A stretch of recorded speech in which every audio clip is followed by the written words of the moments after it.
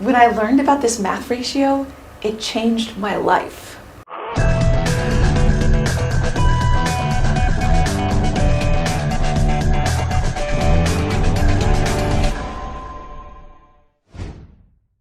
Okay, so I'm going to explain in this video a math and design phenomena called the golden ratio.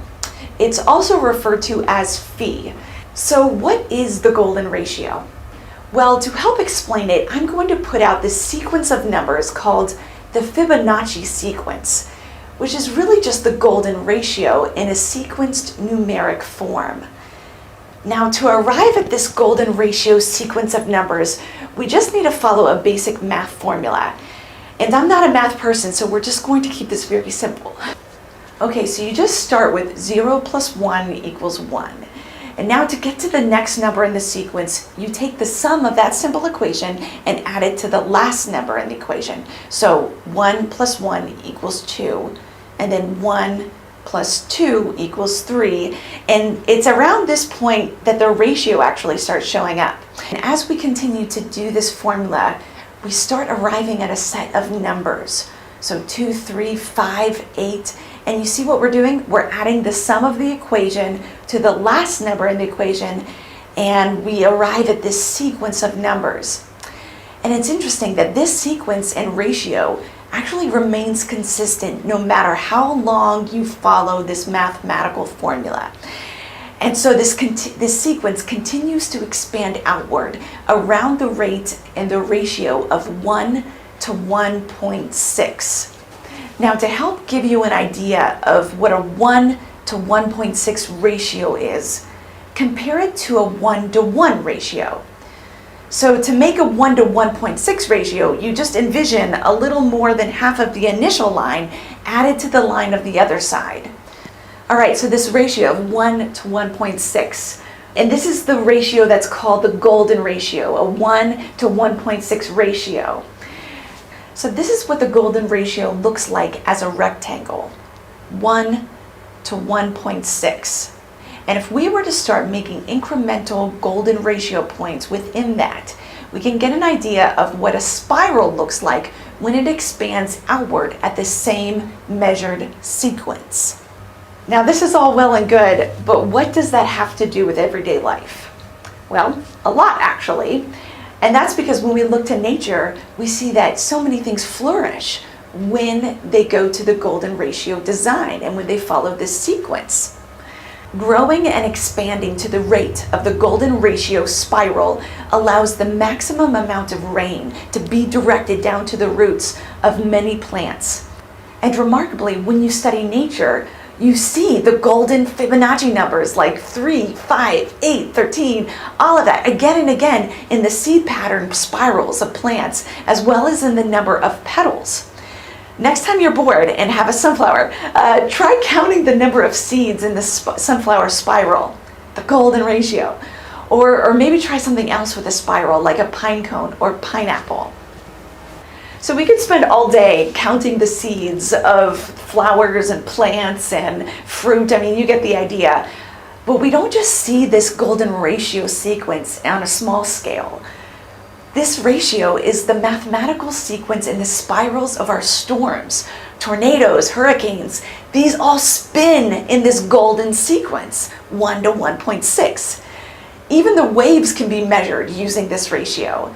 But it doesn't stop there. Modern technology continues to be mystified by the far-reaching scope of the golden ratio, from the alignment of the planets to the spirals of our Milky Way galaxy, as well as the spirals of other ratios in planets. Now let's take this closer to home. I want you to hold out your arm and look at the distance between your shoulder and your elbow, and then from your elbow to your fingertips. Notice how your elbow, from your shoulder to your elbow is 1, and then from your elbow to your fingertips is 1.6. Pretty crazy, huh? But it doesn't stop there. Now take that further. The distance from your fingertips to your wrist is 1, and from your wrist to your elbow is 1.6.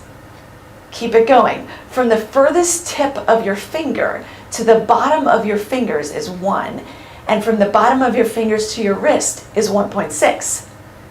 Now check out the spacing of your knuckles, 1 to 1.6. Are you getting freaked out yet? Think about this. The head to your belly button, 1, and then belly button to your feet, 1.6. From your toes to your knees, and from your knees to your hips, golden ratio. Ever wonder why your 2 front teeth are so much bigger? Golden ratio. The pupils of your eyes, I mean, you name it, your whole body is the symphony of the golden ratio.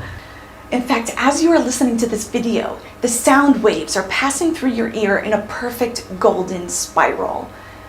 Scientists have discovered that the golden ratio pattern is necessary for the human brain, the neural system, our sense organs, and our lung system. The golden ratio sequence is even in the helix of our DNA, and it forms the very rhythm of our heartbeat pattern. This is pretty amazing if you ask me. The universe is an incredible place. And to think that these beautiful intricacies of the world all hang on a stacked razor's edge with the incomprehensible fine-tuning of all these precise constants and quantities which allow the universe to begin to exist. I mean, it's unfathomable. No wonder we are naturally bent to worship a higher creative power. I mean, we are fearfully and wonderfully made, and we live in a universe that is designed and hardwired to be life permitting. I mean, speaking of which, I think it's interesting that the golden ratio also comes up in the ancient biblical text. Scholars have noted that when you consider design measurements of things like Noah's Ark and the Ark of the Covenant, the golden ratio is an exact match to the measurements. Pretty interesting. Okay, so we've seen how the golden ratio is embedded into our life and even into our own heartbeat. So naturally, it's going to affect our aesthetics and the arts. It is believed that the Greeks used the golden ratio to achieve ideal acoustics, and many instruments are actually designed with the ratio. When you look at the amount of black keys and white keys on a piano, it should be no surprise that you see the golden ratio, and that's because the musical scales and notes align with the Fibonacci sequence. So scientists, mathematicians, and artisans have been aware of the golden ratio and have been incorporating it into their architectural and artistic designs throughout history. For some reason, designs tend to look better when composed and designed with the golden ratio. Look at iconic ideal Greek temples like the Parthenon in Athens. You can see that they use the ratio again and again. Painters have also been incorporating the golden ratio into their artistic designs because it gives the composition a je ne sais quoi. Leonardo da Vinci was obsessed with it. So was Michelangelo. Even in the 20th century, you see ratios being used in painting, whether it be in the dimensions of the canvas or the placement of the focal point. And by the way, the golden ratio is one of the reasons artists don't like to line everything up in the center. But you don't have to go to Greece or to the Louvre to appreciate the golden ratio in human design. I mean, just look around your house or go to the grocery store.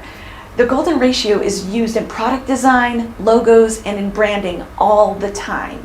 It's a ratio that, for some reason, is pleasing on the eye, and it can be a great template for solving multiple design problems. I remember when I first started learning about the golden ratio, I began to see it everywhere. And it's really remarkable with how it comes up in nature and in the design world, and how artists can greatly improve their designs by using its sequence. So now that you know about this mysterious sequence that pops up again and again, now go out, and I want to challenge you to go and look and find places where you see this ratio. You don't necessarily have to take around a measuring stick, but take pictures and notice where you see this ratio come up in design and in nature, and I think you will be surprised. And perhaps even this newfound awareness, it might even change your life.